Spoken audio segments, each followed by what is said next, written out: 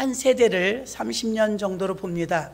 사도행전의 역사도 32년이고요. 사도 바울의 사역도 33년이었습니다. 한 세대를 약 33년으로 볼 때 여러분 부모 세대, 자녀 세대, 부모님 세대 하면은 3세대입니다. 우리가 신앙의 3세대 운동을 하는데요. 신앙의 3세대 운동이 얼마나 중요하냐면 부모님 세대, 나하고 연결되어 있습니다. 또 우리 자녀 세대, 나하고 연결되어 있습니다. 그러니까 아래로 위로 이 3세대 신앙만 우리가 승리하면 우리 대한민국의 기독교 역사는 135년입니다. 근데 한 세대가 33년이면 3세대만 한 집안마다 3세대만 예수 믿으면 135년의 기독교 역사 가운데 100년을 책임지는 겁니다. 아멘. 100년. 그러니까 우리 대한민국에서 기독교 가정으로 우리는 100년을 책임진다. 이 마음으로 신앙 3세대 운동, 여러분 가정에 3세대가 다 교회 나오시고 예수 믿는 가정으로 승리하시기를 주의 이름으로 축원합니다. 4대가 교회를 나오시는 가정을 찾으니까 잘 없어요. 다른 교회 다니시는 것까지 하면 좀 있는데 우리 본교회 4세대는 4대가 나오시는 가정은 제가 지금 한 가정, 여러분도 추천해 주시길 바랍니다. 3대가 나오시는 가정은 많은데 4대가 나오시는 가정까지는 아직 많지는 않네요. 그러니까 외국에 같은 경우는요, 교회 기독교가 들어온 지 막 600년, 700년 된 영국 같은 데는 한 교회 7대가 다니는 교회도 있어요. 돌아가셨어도 계속 그 교회에서 후손들이 섬기기 때문에 7대, 8대 이렇게 한 교회를 섬기는 그런 가정들을 다 리스트를 뽑아 놓습니다. 그럼 역사와 전통이 있으니까 아무리 멀어도 우리 조상 쪽부터 나온 그 교회를 오시더라 이거죠. 그래서 신앙의 유산이 물려지는 것은 너무나 중요한 일이기 때문에 여러분들의 자녀, 여러분들의 부모님 이 3세대 운동에 동참하셔서 신앙의 100년을 우리 가정이 책임진다. 그런 마음으로 여러분들이 한 단계 한 단계 내려가시면 이 대한민국에는 복음화가 금방 될 줄로 믿습니다. 코로나 팬데믹 가운데서도 어김없이 5월달이 왔네요. 5월은 가정의 달이지만 교회에서는 신앙 유산의 달이라고 합니다.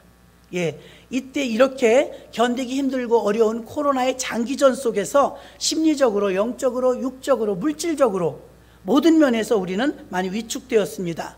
그래서 이럴 때일수록 더욱 배려하고 사랑하고 섬김으로 말미암아 불안과 두려움 속에 있는 많은 분들에게 위로와 힘을 주는 우리 모두가 되어야 될 줄로 믿습니다. 5월달은 홈플랜팅이라고 해서 가정 세움, 가정 회복, 자녀 회복, 가문 회복, 다음 세대. 여러분, 하나님께서는 우리 자녀들을 통해서 다음 세대가 이어지기를 원하십니다. 아브라함의 하나님, 이삭의 하나님, 야곱의 하나님. 그런데 우상숭배를 하면서 다음 세대가 아닌 다른 세대들이 나오기 시작했어요. 다른 세대. 다른 세대가 나오면 안 됩니다. 다음 세대가 나와야 될 줄로 믿습니다. 아브라함의 믿음을 이삭이 본받고, 이삭의 믿음을 야곱이 본받고, 야곱의 믿음을 요셉이 본받는 이 가문이 대대손손이 다음 세대가 되어야 되는데 전혀 다른 세대. 부모님은 장로님이었고 부모님은 할아버지 할머니는 권사님이었는데 그 다음 세대가 우상 숭배한다거나 하나님을 믿지 않는다면 이건 통탄할 일입니다. 그러므로 다음 세대의 신앙을 위하여 우린 더 분발하고 기도하시고 눈물 흘려야 될 줄로 믿습니다. 이런 위기 가운데서 코로나 때문에 모든 부분에 타격을 입었습니다. 그 가운데 가정의 붕괴도, 가정도 많은 타격을 입었습니다. 가정 문제로 국한되는 것이 아니라 사회적인 문제가, 옛날에는요 한 집안에서 자살하는 사람이 하나 나오면 그것은 그냥 가정 문제였습니다. 가족의 문제였고, 근데 지금은 어떻습니까? 사회 문제입니다. 하루에 40여 명이 생목숨을 끊습니다. 이게 어떻게 가정 문제입니까? 이제 이건 국가 문제고 사회 문제가 된 줄로 믿습니다. 그러니까 우리가 어렵고 힘든 상황에 있는 사람을 바라보면 우리가 좀 더 적극적으로 관심을 가지고 사랑과 기도로 그들을 섬겨야 될 사명이 믿는 자들에겐 있는 줄로 믿습니다. 그래서 5월 달에는 가정에 붕괴되는 것을 막고 이 사회 문제가 되고 있는 가정 문제들이 더 가정이 가정답게 세워지고 또 여러분의 가족이 가족답게 세워지는 그런 일들에 한 달 동안 여러분들이 사력을 다해서 우리 가족, 우리 가정, 우리 식구들이 예수님 안에 꼭 붙어 있을 수 있도록 어제 어디 가서 신방하다 말씀을 전했는데 돌감람나무가 참 감람나무가 돌감람나무에 접을 붙여요. 그럼 돌감람나무는 쓸모없고 먹을 수도 없지만 참 감람나무에 접이 붙여지는 순간 원래는 돌감람나무였는데 새로 접 붙인 게 더 세요. 영향력이. 그 다음부터는 그게 참 감람나무에 열매가 맺혀지므로 그 영향력이 돌감람나무의 영향을 더 이상 받지 않습니다. 여러분이 아무리 우상 숭배하고 집안 대대로 흘러내려온 저주의 가문이었다 할지라도 여러분이 예수와 접붙여지면 접붙여진 새 예수의 영이 여러분의 가정과 후손만대에 영향력을 끼칩니다. 그 저주가 끊어지는 것입니다. 이전에 있었던 돌감람나무는 자취도 없고 새 감람나무는 예수의 영, 예수의 생명의 감람나무가 접붙임되어져서 이 영향력으로 우리는 천대에 이르는 복을 받는 가문이 되는 줄 믿습니다. 그래서 오늘날 지금 기독교 계도 마찬가지고 우리나라 안에 굵직굵직하게 사역을 감당하시는 존경받는 많은 분들 가운데서는요, 어머니들의 기도와 가문의 예수 그리스도의 접붙임으로 가문이 완전히 그 개종됨으로 인해서 하나님 앞에 귀하게 쓰임받는 가정들이 많이 있습니다. 정상적인 가정보다 비정상적인 가정이 지금은 더 많다고 해요. 나홀로 세대가 전 국민의 40%에 이른다고 합니다. 예전에 상상할 수 없는 일들이 지금 막 급속도로 퍼지고 있습니다. 그러니까 적응이 잘 안 되는 부분도 많이 있는데요, 그런 가운데서 부산물처럼 붕괴되는 부분들이, 침식되는 부분들이 암암리에 많이 나옵니다. 이런 상처난 부분들을 우리가 돌아봐야 되는데, 특히 우리 자녀 세대, 젊은 세대들 10대부터 30대까지의 자녀들이 코로나가 준비되지 않은 가운데서 밀어닥침으로 인해서 이 비전을 잃어버리고요, 방향에 혼란을 가져와 어떤 것이 옳은 길인지, 지금 비트코인 사태라든가 영끌이라는 이야기를 들으면서 이 젊은이들이 갈 곳을 몰라 방황한다는 것을 우리가 뉴스를 통해서 알 수가 있습니다. 또 많은 이 기독교의 가정의 젊은이들이 교회와 거리두기를 하였고요, 이번 코로나를 통해서 그나마 조금 있는 믿음마저도 많이 잃어버린 것을 알 수가 있습니다. 그럼 믿음 잃어버린 것으로 끝나는 게 아니라 믿음을 잃어버린 것만큼 세상으로, 세속주의로 빠져가는 게 문제입니다. 그만큼 세상에는 밝아졌고요, 세상에는, 죄 속에는 많이 빠져들고 있다는 것입니다. 그래서 자기들의 생각 속에 갇혀서 욕망 속에서 살아나가는 모습을 많이 보게 됩니다. 그래서 하나님을 섬기지 않고 하나님을 멀리하며 하나님이 없는 가정은 참 불행하게도 이미 많은 것을 잃어버린 가정입니다. 시대와 환경이 아무리 바뀌어도 하나님은 변하지 않는 줄 믿습니다. 이 사회는 지금 무신론주의로 막 치닫고 있고 우리 대한민국의 국민 중에 80% 정도가 하나님을 부인합니다. 우리들은 그 20% 속에 들어있는 것인데요, 20%도 안 되는 사람들이 안간힘을 쓰고 유신론 마음으로 살고 있습니다. 우리 마음속에 하나님을 모시고 여러분들이 하나님이 주인인 삶이 되는 것이 우리 인생을 건지는 역사인 줄로 믿습니다. 많은 사람들이 하나님이 없이 삽니다. 무신론주의자들의 특징은 무죄의식이라고 했습니다. 죄를 지어도 죄를 지은 줄 모르고 감각 없이 살고 있습니다. 그러니 죄 속에 쩔어들어 죄가 익숙해져 있다는 것입니다. 그래서 우리 하나님 믿는 가정은 하나님을 두려워하며 위로 하나님이 있다는 것, 그 이스라엘에 가면 박물관이나 또 관공서 같은 데 가면 머리 위에 하얗게 동그란 거 이렇게 쓰는 거 있죠. 여러분 보셨을 것입니다. 그 이름을 제가 잊어버렸는데 제 책상에도 그게 있는데 의미가 좋아요. 의미가. 이거 하얀 걸 여기다 왜 씌우냐 그랬더니 내 위에 전능자 계시다, 이 뜻이래요. 그러니까 내 마음대로 사는 게 아니고 머리 위에 그 모자를 작은 걸 쓰므로 행동에 제약을 받습니다. 그 모자가요, 줄도 없어요. 막 움직이면 떨어질 수밖에 없어요. 근데 그게 있으므로 조심해서 걷겠죠. 머리에 있는 것이 떨어질까 봐, 모자가 벗어질까 봐. 그래서 어떤 때는 바람이 불면 이렇게 잡고 다닙니다. 그렇게 하나님을 의식하라는 뜻이래요. 아주 좋더라고요. 그래서 그것을 써야 들어갈 수 있는 곳은요, 반바지 입고도 못 들어갑니다. 반팔 입고도 못 들어갑니다. 정장 반듯하게 해야 들어갈 수 있는 곳에는 항상 머리에 그걸 쓰고 들어가게 돼 있어요. 그래서 우리도 보이진 않지만 우리 머리 위에 전능자가 계심을 인식해야 될 줄로 믿습니다. 하나님이 내 위에 계시다. 내가 결정을 못하죠. 나보다 높은 분이 계시니까.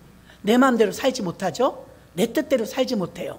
항상 기도하면서 하나님께 묻습니다. 하나님 이렇게 하면 좋을까요? 저렇게 하면 좋을까요? 이런 문제가 있습니다. 도와주세요. 늘 전능자와 교통하면서 사는 것은 하나님이 없는 자가 아니라 그 삶에 하나님이 중심에 있는 자인 줄 믿습니다. 하나님은 우리가 그렇게 살기를 원하시고 우리뿐만 아니라 우리 후손에게도 부지런히 가르쳐서 자녀들에게도 하나님이 있는 삶으로 살기를 원하시는 줄 믿습니다. 지금은 비정상적인 가정이 많고 자살과 이혼과 폭력, 동성애 이런 몹쓸 일들이 많이 일어나고 있습니다. 그래서 많은 가정들이 무너져 버리고 방향을 잃고 혼란 속에 있습니다. 인본주의와 세속주의에 빠져들며 많은 사람들이 욕망 속에 붙들려 물질 만능주의 속에 살고 있습니다. 그래서 하나님이 없는 가정은 이미 많은 것을 잃은 것입니다. 여호수아 1장 7절로 8절에 보니까 오직 너는 마음을 강하게 하고 극히 담대히 하여 나의 종 모세가 내게 명한 율법을 다 지켜 행하고 좌로나 우로나 치우치지 말라. 그리하면 어디로 가든지 형통하리니 이 율법책을 내 입에서 떠나지 말게 하며 주야로 그것을 묵상하여 그 가운데 기록한 대로 다 지켜 행하라. 그리하면 내 길이 평탄하게 될 것이라. 내가 형통하리라. 아멘. 하나님이 형통케 하시고 대대로 지켜주시고 우리의 자녀들을 잘되고 형통한 길로 인도하신다고 여호수아에 말씀하고 있습니다. 이것이 하나님을 잘 섬길 때 보장되는 말씀인 것입니다. 부모님은요, 삶으로 자녀들에게 예수를 경험하도록 해줘야 됩니다. 좋은 부모는 좋은 믿음에서 좋은 자녀와 후손을 만들어냅니다. 감리교의 창시자였던 요한 웨슬리 뿐이 아니고요, 그 웨슬리는 형제 자매가 19남매입니다. 19남매 한 분이 낳았어요. 19남매의 어머니는 수산나입니다. 웨슬리 어머니는 세계적으로 존경받는 분이죠. 19명의 아들, 딸들을 위해서 정말 날마다 기도로 양육합니다.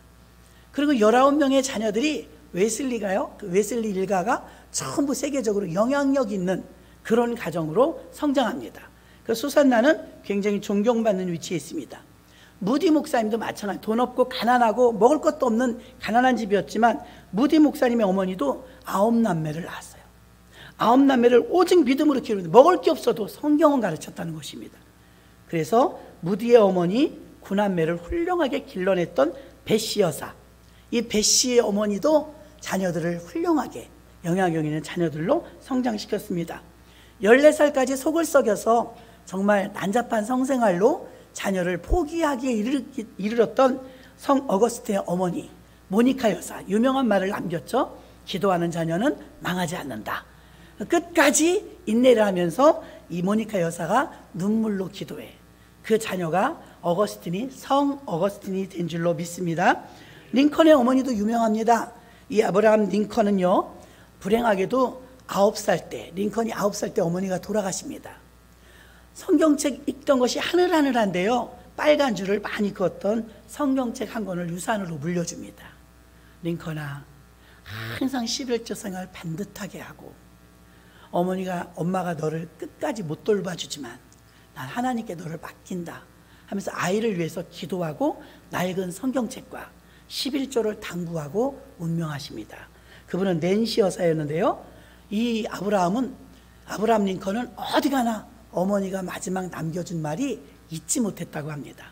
그래서 결국은 미국의 대통령이 되어서 정말 노예 해방에 앞장서는 미국 대통령 가운데 역사적으로 존경받는 위대한 대통령이 되었는데, 지금도 세계적으로 영향력을 끼치고 있는 글로벌 리더들은요, 훌륭한 믿음의 가정의 자녀들이 많습니다. 그래서 어린이 주일이긴 하지만 사실은 어버이가 더 우리가 공감대를 형성하고 들어야 되는 귀한 날인 줄로 믿습니다. 또 유대인들은 우리나라의 이 교육 체계는 노벨상을 받을 수가 없어요. 왜 그러냐면 규격화된 교육 환경, 모두가 똑같아요. 아이들 교육과 수준과 배우는 게 공장에서 찍어내는 것처럼 똑같이 교육시켜서 이런 교육 환경에서는 노벨상이 나올 수가 없다고 합니다.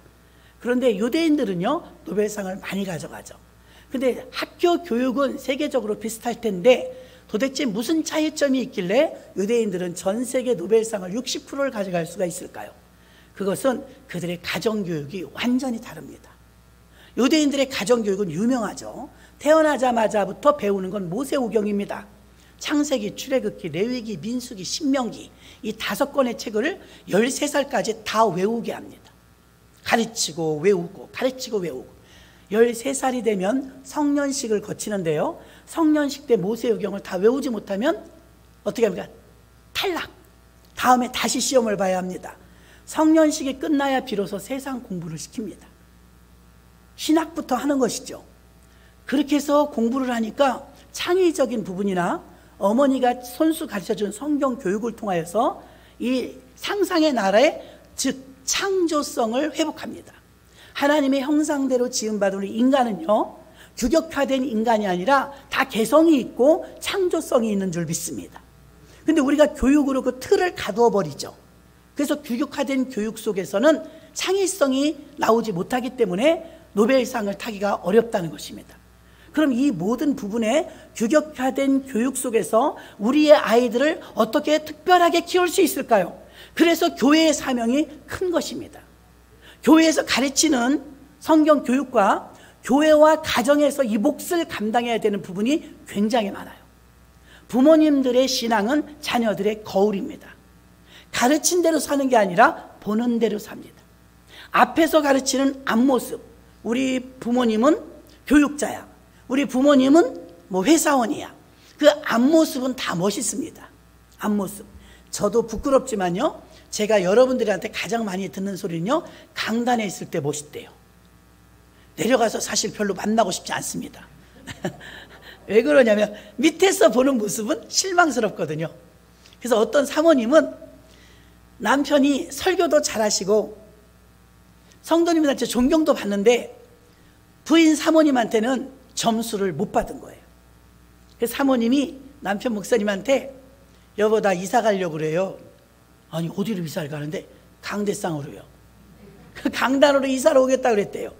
강단에선 당신이 최고 멋있으니까 그 모습으로 난 살래요. 그래서 강대상으로 이사 오고 싶다 그랬대요. 부끄럽죠?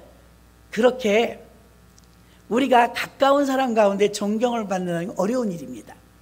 그런데 가정에서 가정교육이, 이스라엘의 역사는, 우리나라는 세종대왕을 배우는 게 역사지만 그 나라에 가면 그 나라 국어나 역사는요 성경 역사입니다.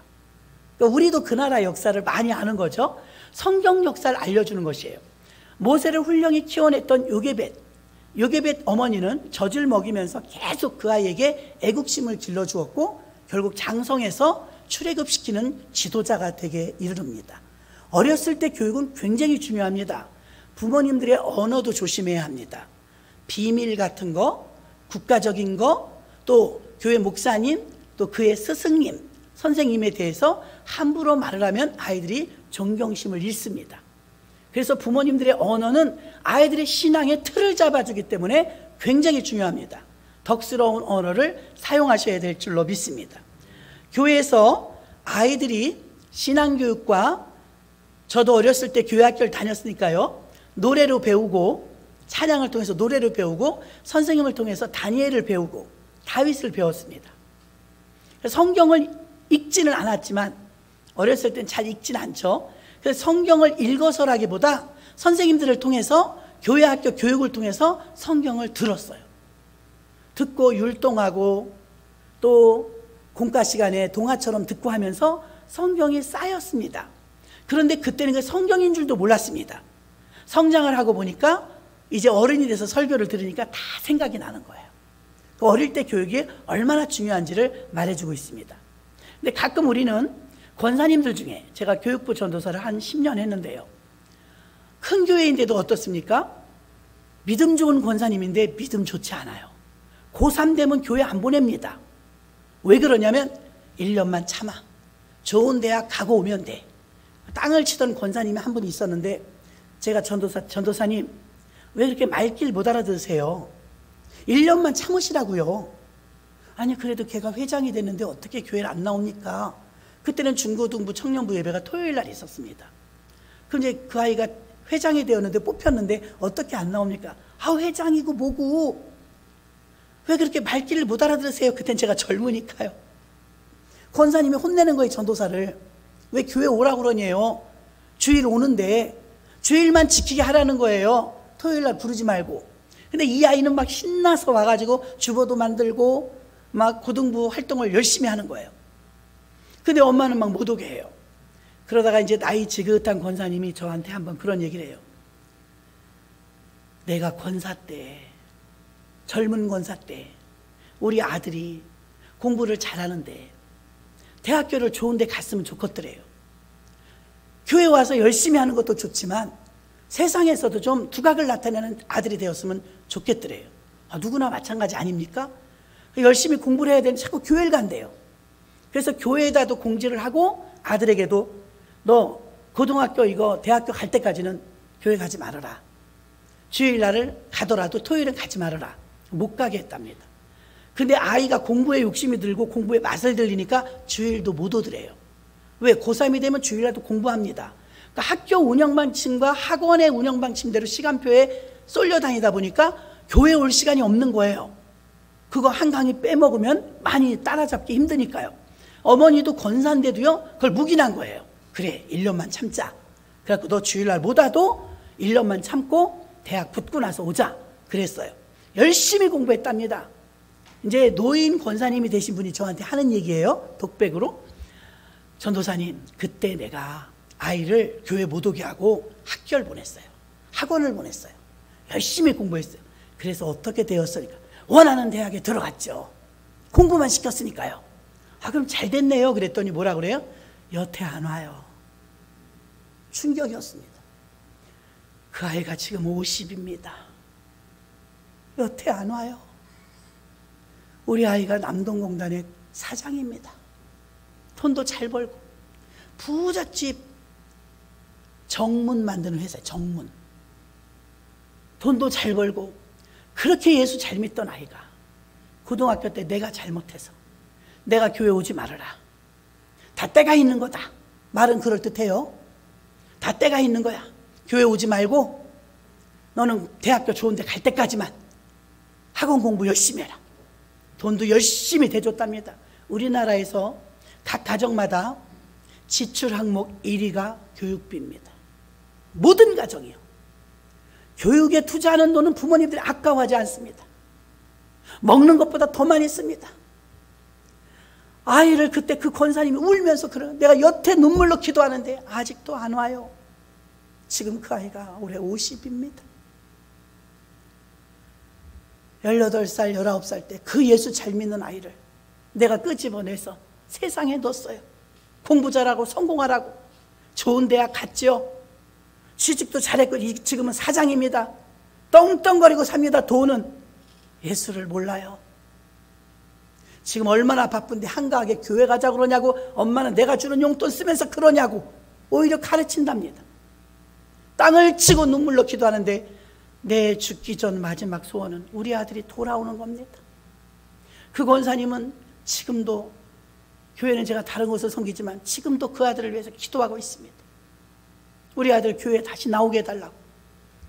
쉽게 생각했습니다.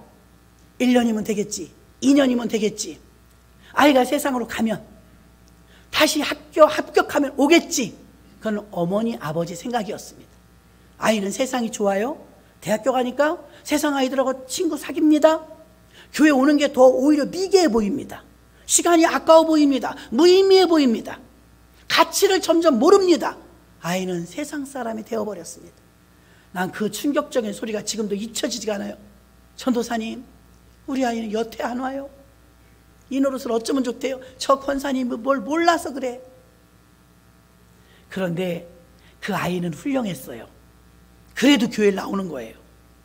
교회 열심히 하는 거예요. 교회 와서 기타 치고 교회에 있는 걸 너무 좋아해요. 그 권사님은 전 보면 계단에서 제가 도망갔어요. 애가 맨날 교회 나오니까요.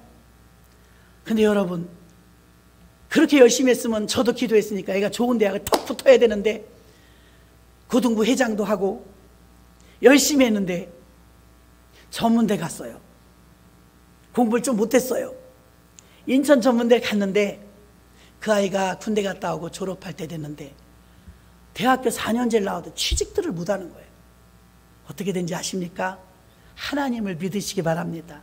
이 고등부 회장이 어머니 아버지의 반대를 무릅쓰고 교회 열심히 나왔는데 그 아이 믿음이 좋아요.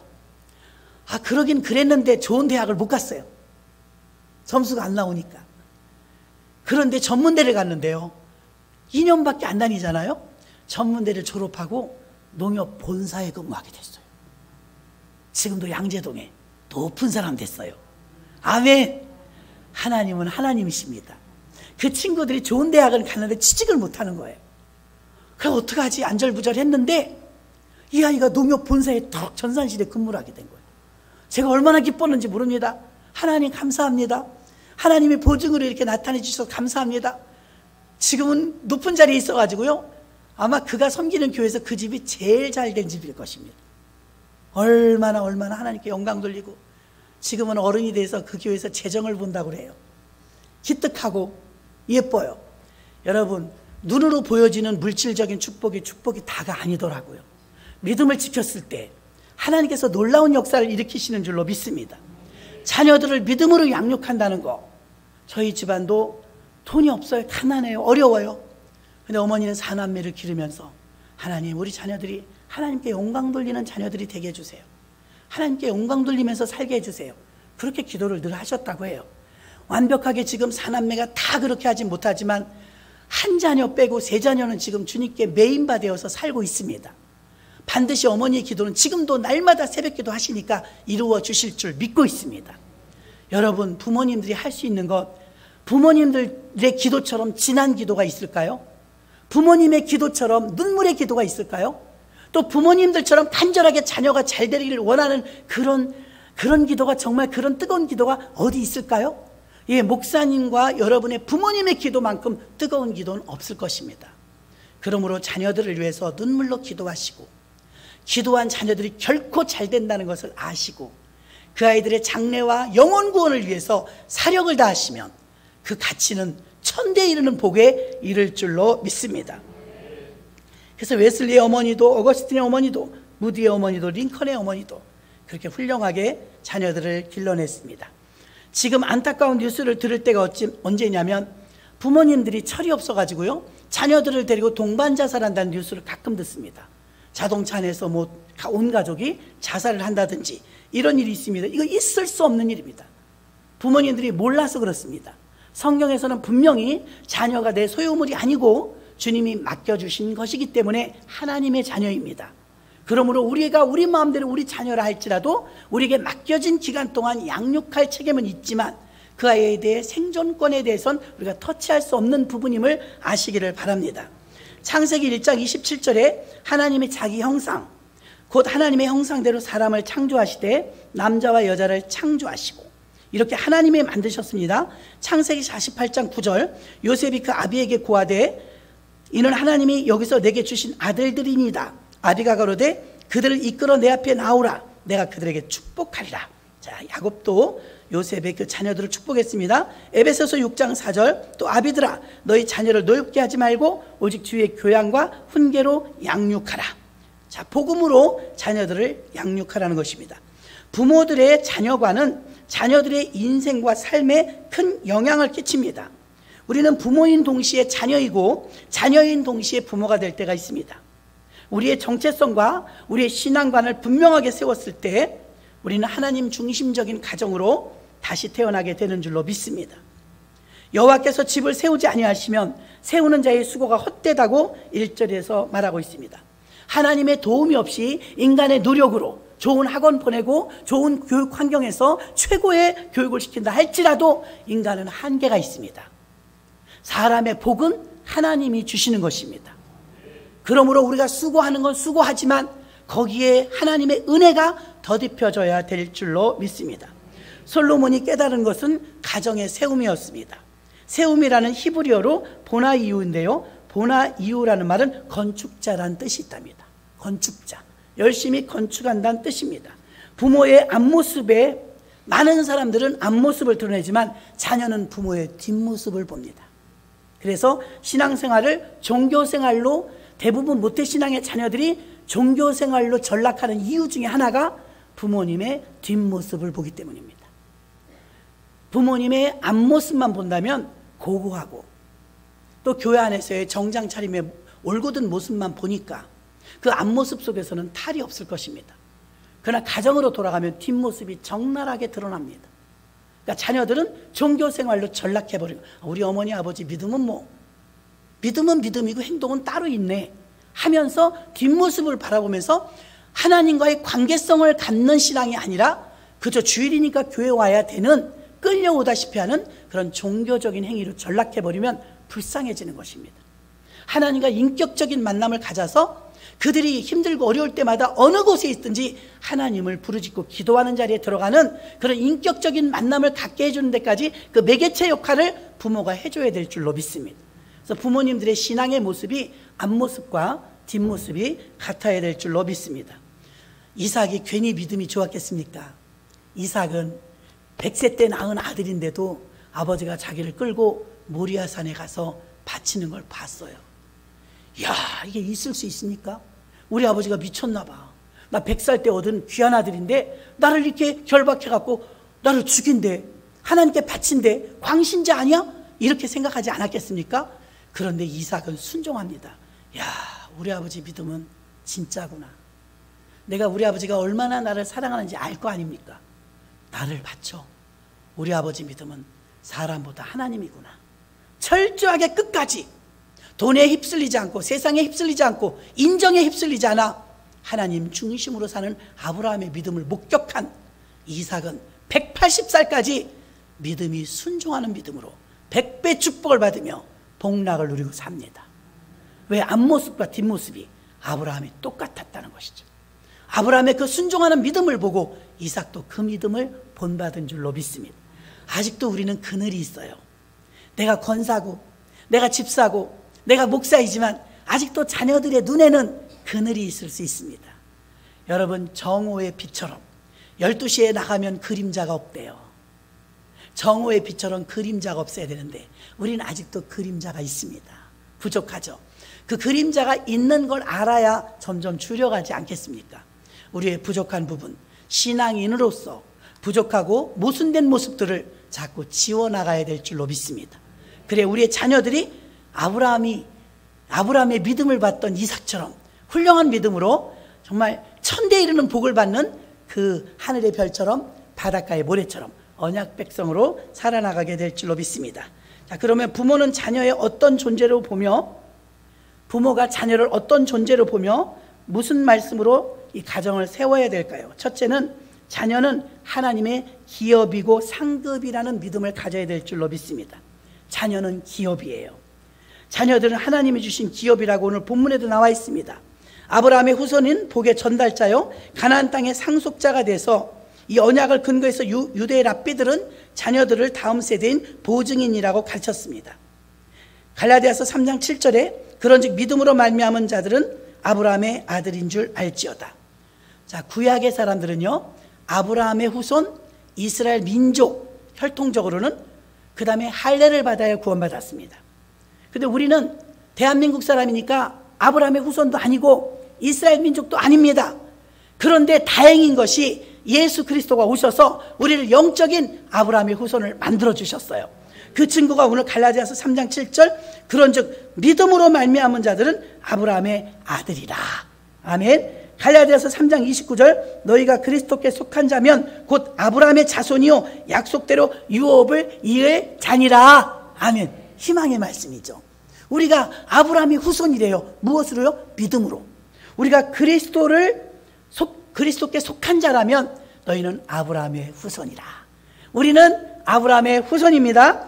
로마서 4장 16절 그러므로 후사가 되는 이것이 은혜에 속하기 위하여 믿음으로 되나니 이는 그 약속을 그 모든 후손에게 굳게 하려 하심이라.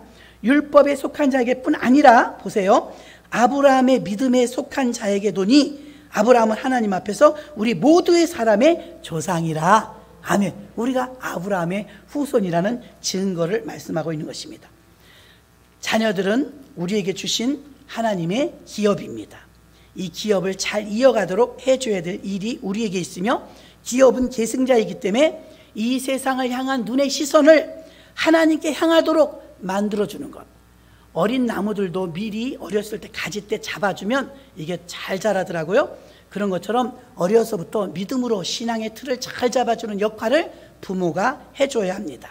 또 이 자녀들은 하나님이 주신 우리의 상급인 줄로 믿습니다. 원어에 보면 히브리어로 이 상급을 선물이라고 표현되어 있어요. 선물. 그러니까 이 하나님의 자녀들은 우리의 상급이며 하나님의 선물이 자녀들인 줄로 믿습니다. 5절에서도요, 성문에서 원수와 말할 때 당당하다고 했는데요, 고대 사회에서는요, 아들이 없으면 굉장히 무시를 받았습니다. 그래서 재판을 성문에서 하는데요, 재판할 때 자식들이 막 나와갖고 우리 아버지가 옳다고 막 목소리 크게 하잖아요. 그럼 이겼대요. 자식이 없는 사람은요, 아무리 자기가 옳아도 그 목소리 큰 거에 의해서 졌대요. 그래서 고대 문화에서는 아들이, 왜 레아하고 라헬하고 아들 낳기 쟁탈전을 벌려갖고 12아들을 낳지 않습니까? 야곱에게서. 아들이 힘이었어요. 아들이 언제나 변호자였고요.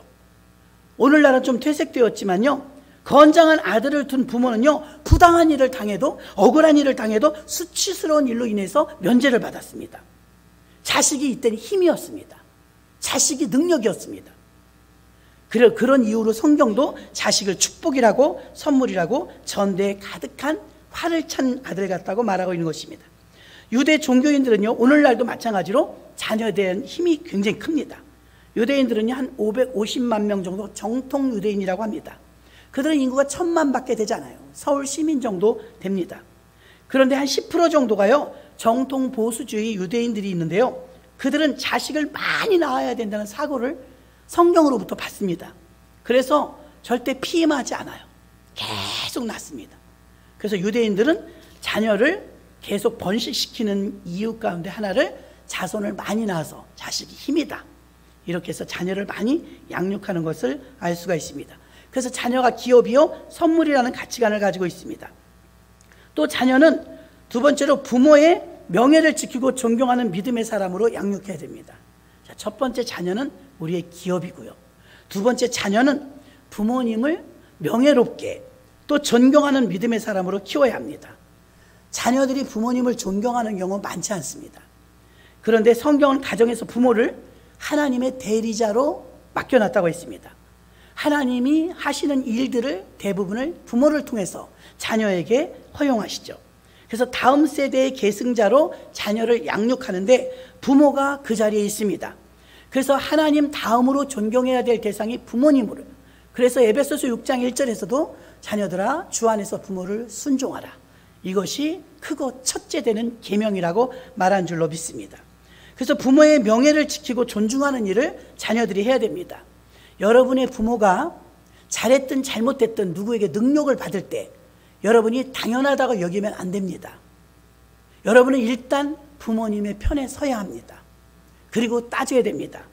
출애굽기 20장 12절에 내 부모를 공경하라, 그리하면 너희 하나님 나 여호와가 내게 준 땅에서 내 생명이 길리라. 장수하고 범사가 잘 되려면 부모에게 순종해야 합니다. 근데 부모를 거역할 때가 많죠. 부모를 가르치려고 하는 자녀는 더 많습니다. 그러나 성경은 그렇게 말하고 있지 않습니다. 아무리 부족해도 부모님을 공경하라. 그 기본 질서가 되어졌을 때 복을 받을 수 있는 바탕의 그릇이 되는 줄로 믿습니다. 레위기 19장 1절로 3절에 보니까 여호와께서 모세에게 일러 가라사대 너는 이스라엘 자손의 온 회중에게 고하여 이르라. 너희는 거룩하라. 나 여호와 너희 하나님이 거룩함이니라.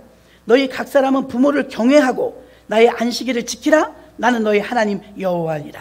아멘. 안식일을 지키고 부모를 경외하며 내가 거룩하니 너희도 거룩하라, 이렇게 명령하고 있습니다. 유대인들은 부모의 명예를 지키고 부모의 존엄성을 훼손하지 않도록 구체적인 규범으로 삼고 있습니다. 첫째는 부모의 자리에 앉거나 서지 않았대요. 저희들은 어렸을 때 부모님들이 숟가락을 들기 전에 안 들었던 것 같아요. 그렇죠? 부모님 앞에서 맞담배를 피거나 술을 먹는 것도 안 되는 것 같아요. 그게 예의였어요. 예의요. 그리고 아랫목에 아버지 밥을 항상 이렇게 묻어놓았던 그 밥을 제일 먼저 좋은 것을 푸면 어른 밥이었죠. 근데 그런 것이 우리나라 문화 아니었습니까? 이 나라에는요, 어떤 문화가 있느냐? 부모님 자리에 안 앉아요.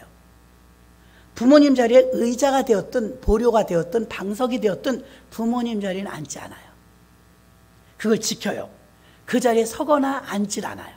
그럼 부모님 몫이다. 별도로 관리합니다. 그리고 둘째로는 부모님을 섬기고 공급하고 출입을 도왔대요. 이제 노령이실 때는 혼자 거동하기 힘들죠. 늘 출입을 도왔대요. 모시고 다녔다 이 말입니다. 그리고 부모가 돌아가신 후에도 부모에 대해서 절대 우리 아버지 우리 어머니 이랬어 이런 말을 하지 못하게 했답니다. 부모님의 누를 끼치는 언어를 하지 못하도록 아예 교육을 시켰다는 거예요. 그래서 우리나라에서는 자연스럽게 부모님이 숟가락을 들기 전엔 들지 말아라 했던 것처럼 이 나라에서는 부모님 자리에 앉는 게 아니야. 그리고 부모님 욕하는 게 아니야. 또 부모님을 섬기고 출입을 손을 잡아드리거나 이거 안내해드리지 않으면 아주 나쁜 자식이었습니다. 그리고 이런 문화가 자연스럽게 배웠고요. 또 부모에게는 무조건 순종했습니다. 부모님이 자녀보다 학문이 더 높지 않아요. 부모님들이 수고해서 아이들을 더 잘 가르치죠. 그러면 학벌이 부모보다 자녀가 더 높아요. 그럼에도 불구하고 자녀들은 부모에게 순종하도록 계몽했습니다. 그래서 이것이 지켜졌어요. 레위기 20장 9절 무릇 그 아비나 어미를 저주하는 자는 반드시 죽일지니 그가 그 아비나 어미를 저주하였은즉 그 피가 자기에게로 돌아가리라. 돌아가신 부모라 할지라도 욕하지 않았다는 것입니다. 골로새서 3장 20절 자녀들아 모든 일에 부모에게 순종하라. 이는 주 안에서 기쁘게 하는 것이니라. 아멘. 부모님께 순종하셔야 하나님도 기뻐하십니다. 하나님은 모세를 통해서 그 아버지 말이나 어머니 말에 순종하지 아니하고 부모가 징계했는데도 순종하지 않는 것을 악인으로 규정했습니다. 악하다 쟤는. 부모님 말을 안 듣는다. 자, 부모와 자식과의 관계를 하나님이 이렇게 강조하신 이유는 무엇입니까? 이 사회 모든 구성의 기반이 가정이기 때문입니다. 가정. 요즘 자녀들은 많이 불손하죠. 배우지 못해서 그렇습니다. 학교 교육으로는 한계가 있는 것이에요. 가정에서 이런 교육도 시켜야 된다는 것입니다. 가정에서 질서가 무너지면 올바른 교육은 불가능합니다. 그 결과는 가정에만 국한되지 않고 사회에 전반적인 영향을 끼치기 때문에 학교 교육만이 아니고 가정 교육에서 많은 것이 드러난다는 것입니다. 지금 우리나라의 교육이나 윤리, 도덕 이런 것들이 붕괴된 세상에서는 가정들도 많이 붕괴되고 있습니다. 이런 교육을 받아서는 다음 세대가 세워질 수 없습니다. 그래서 성경적 교회 교육이 너무나 중요하기 때문에 어려서부터 교회 학교 보내시고 여러분들 중에서 이렇게 찬양대에 앉아있는 젊은이들 보면 많이 부럽다고들 하세요. 아, 우리 자녀들도 찬양대에 앉으면 좋겠는데 이 찬양대에 앉아있는 분들은 그걸 못 느끼지만 참 이 찬양대도 하나님이 구별된 복인 줄로 믿습니다. 자, 교회 안에서 그 교회 문화 속에서 이렇게 사는 것은 굉장히 좋은 것인 줄로 믿습니다. 또 자녀는 하나님께 속한 사람이고 자녀가 이 부모의 소유물이 아닙니다. 그 부담을 너무 주다 보면 자녀가 아주 질식할 정도로 힘들어합니다. 자녀에 대해서 기대가 너무 크다든지 최선을 다해서 밀어줍니다. 최선을 다해서 기도해 줍니다. 그러나 그 자녀가 부모가 원하는 자리에 가기 위해서 만들어내서는 안 된다는 것입니다. 성경은 장자에 대해서 특별한 지위를 주었는데요, 장자에겐 특별히 2배의 상속을 주었습니다. 출애굽기 13장 2절 이스라엘 자손 중에 사람이나 짐승이나 물어나고 초태생은 다 거룩히 구별하여 내게 돌리라. 이는 내 것이니라. 초태생은 첫 것을 말합니다. 동물도 사람도 첫 것은. 애굽에서 출애굽할 때 애굽의 장자가 다 죽었죠. 근데 이스라엘의 장자는 안 죽었어요. 그때 이스라엘 장자들이 살려주셨는데 대신 양이 죽었죠. 예수님이십니다. 예수님이 죽어주시고 우리를 살려내셨거든요. 그래서 그때 살아난 초태생들, 애굽의 장자는 다 죽었는데 이스라엘의 장자는 살았거든요. 그 구별돼 갖고 어떻게 됐습니까? 레위인을 하나님께 드린 거예요. 한 자녀를 하나님께 드린 거예요. 한 자녀. 그래서 우리도 그런 마음가짐을 가지라는 것입니다. 자녀는 하나님 것이다. 예수님이 핏값을 주고 대가를 지불했기 때문에 생명의 권한이 누구한테 있느냐? 그래서 예수 믿는 사람은 자살하면 타살입니다. 자살하면 천국 못 간다고 말하는 것입니다. 자살하면 살인을 저지른 것입니다. 왜냐하면 내 목숨이 아니니까. 이미 값을 지불하고 예수님의 목숨이기 때문에 우리가 위탁받아 살고 있는 것이기 때문에 내가 지금 살고 있는 것 같아도 사실은 이 생명은 주님 것입니다. 빌려 쓰고 사는 것입니다. 그렇게 살게 해주셨기 때문에 이 생명이 우리 것이 아니라 어떻게 자녀들을 데리고 동반자살하고 아이들 내 맘대로 좌지우지합니까? 자녀는 하나님의 것입니다. 우리에게 맡겨졌을 때 미성년자 때 최선을 다해서 교육하고 아이를 정상인으로 성장할 수 있도록 이렇게 부모님들이 잘 관리해 줘야 될 줄로 믿습니다. 유대인들은요, 속전을 주고 장자를 하나님께 샀기 때문에 이 과정을 통해서 자녀들이 본질적으로 하나님의 자녀라는 인식이 있어요. 우리나라 사람들은 안 그렇습니다. 그래서 가축이든 장자든 그 가족 전체를 의미하는데요, 장자는 전체 가족의 대표입니다. 그래서 그 드림으로 인해서 11조의 개념과 같습니다. 11조는 10개 중에 하나를 드립니다. 하나를 드리지만 10개를 드린 것과 같은 의미를 갖습니다. 이것은 하나님 것입니다. 모든 것이 하나님께로부터 왔으니까. 그래서 그 열의 하나를 구별해서 첫 것을 주님께 드립니다. 말라기 3장 10절 봅니다. 만군의 여호와가 이르노라, 너희의 온전한 11조를 창고에 들여 나의 집에 양식이 있게 하고 그것으로 나를 시험하여 내가 하늘 문을 열고 너희에게 복을 쌓을 곳이 없도록 붙지 아니하나 보라 말씀하셨습니다. 구별하여 하나님께 하나님 곳간에 양식이 있게 하라. 모든 자녀에게 이것은 해당되는 말이었습니다. 부모가 이 교육을 시켜야 된다는 것입니다. 비록 부모의 육체를 통해서 태어났지만 우리의 자녀들은 궁극적으로 하나님께 속한, 여러분의 특히 장자들은 여러분이 하나님께 드린 11조와 같습니다.